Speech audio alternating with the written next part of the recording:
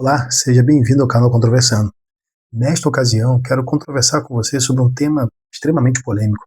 Quero falar sobre a submissão feminina. Fica com a gente e acompanha essa abordagem.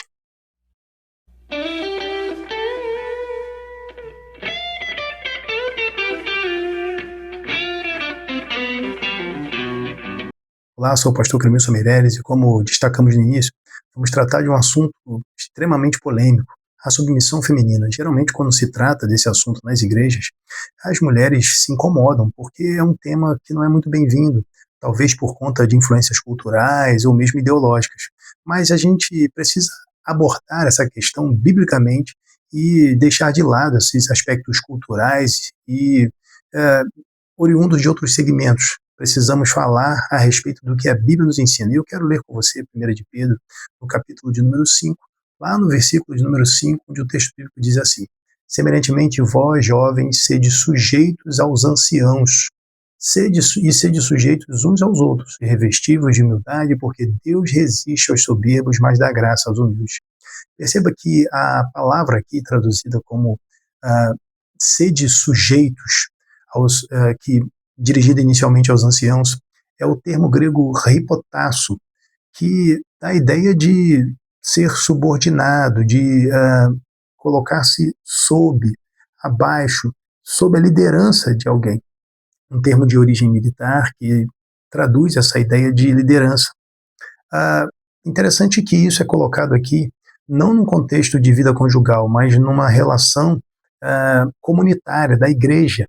E esse termo, ele, quando utilizado na voz ativa, ele dá a ideia de uma submissão involuntária, imposta. Entretanto, quando empregado na voz passiva e na voz média, traz a ideia de submissão voluntária, e é o que aparece aqui em 1 de Pedro, no capítulo 5, versículo 5. De modo que os crentes em Jesus Cristo, eles são naturalmente submissos às suas lideranças de maneira voluntária, não porque os líderes impõem a sua vontade sobre eles, mas porque eles se submetem à vontade do seu Deus, que constituiu liderança sobre o seu povo.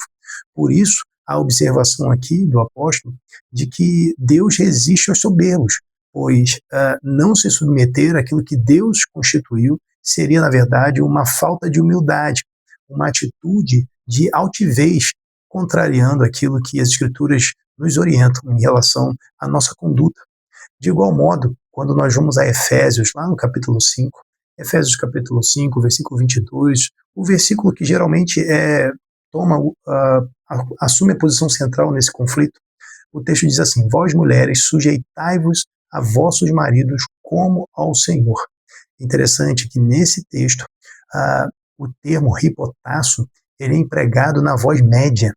E a voz média, no grego, ela tem alguma semelhança com a voz reflexiva da língua portuguesa, porém, a voz média ela pode se referir a uma ação que o indivíduo, algo que o indivíduo faz em si, para si ou de si mesmo. Então, nesse contexto, eu penso que a ideia de fazer algo de si mesmo é o que está em vista. Sendo assim, o que Paulo orienta aqui é que as mulheres voluntariamente se submetam. Ele não está aqui recomendando uma submissão involuntária, imposta pelo marido, mas algo que brota naturalmente, de uma disposição interior, a mulher disposta a servir ao seu Senhor, a Deus, a Jesus Cristo.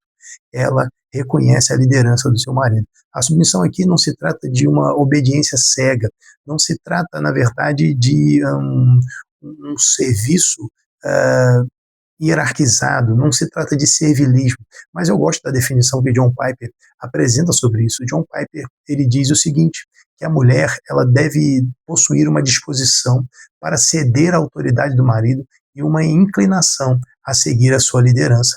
Então, veja, ser submissa é reconhecer, é incentivar, é favorecer a liderança do marido. Isso não tem nada a ver com opressão, não tem nada a ver com ser capacho. Ele não está falando disso. Afinal de contas, ninguém tem que ser capacho dos seus líderes na igreja. Lembra, 1 de Pedro, capítulo 5, versículo 5, não está falando de alguém ser capacho das lideranças eclesiásticas, mas sim de reconhecer a liderança, de favorecer, incentivar essa liderança, manter essa liderança no rumo, de acordo com as Escrituras, e se manter numa conduta de humildade diante dessa liderança. É interessante também que lá em Tiago, no capítulo 4, versículo 7, texto bastante recitado, né, sujeitáveis, pois, a Deus, resistir ao diabo, ele fugirá de vós. Ali o termo hipotasso também aparece. E é interessante que ali também há o imperativo na voz passiva, que indica uma postura voluntária, uma disposição natural de submeter-se ao Senhor, né? Nada é imposto, o mesmo que acontece tanto em 1 de Pedro 5:5, como em Efésios, no capítulo 5, versículo 22. Então, trata-se de algo voluntário. Quando o termo hipotasso ele tem uma conotação de submissão involuntária, isso fica bem claro, porque há o emprego da voz ativa, como, por exemplo, ocorre em Efésios no capítulo 1, lá no versículo 22, onde o texto bíblico fala-nos assim: e sujeitou todas as coisas a seus pés, e sobre todas as coisas o constituiu como cabeça da igreja. Isso está falando de Jesus. O Pai sujeitou todas as coisas ao Senhor Jesus, ou seja, ele subordinou. As coisas não foram subordinadas, sujeitadas voluntariamente, foi algo imposto por Deus. Deus sujeitou todas as coisas a Jesus Cristo. Então, nesse sentido, na voz ativa, então é uma submissão involuntária. Mas quando emprega-se a voz passiva ou a voz média, a submissão ela é voluntária, que é o que a Bíblia subscreve, que é o que a Bíblia orienta, recomenda. Portanto, essa ideia e todo esse receio quando se trata da submissão, ele, na verdade, é resultado de uma influência cultural e ideológica e não da interpretação das Escrituras, interpretação fiel das Escrituras. Espero que tenha sido proveitoso esse momento e que tenha sido esclarecedor. Que Deus te abençoe e um grande abraço.